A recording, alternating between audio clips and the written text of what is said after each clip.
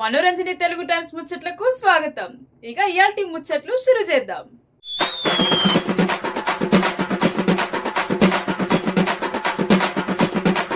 ఇక ఎన్ని చట్టాలు వచ్చినా కూడా ఈ రాజకీయ ఒత్తిడి, రౌడీజము, మహిళల మీద దాడులు, దౌర్జన్యాలు జరుగుతూనే ఉన్నాయి.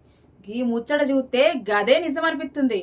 అదేందో మీకు చూడాలనుంది కదా, అయితే లేటంటికి మీరే చూడండి.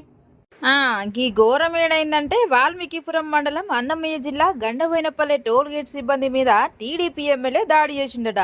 హైవే టోల్ సిబ్బంది మీద దాడి చేసిన కళ్యాణదుర్గం ఎమ్మెల్యే అమిలినేని సురేంద్రబాబు అతని అనుచరులు వాల్మీకిపురం మండలం గండబోయినపల్లె టోల్ ప్లాజా వద్ద మహిళా మేనేజర్ రవి సిబ్బంది మీద దాడి చేసిండ్రు.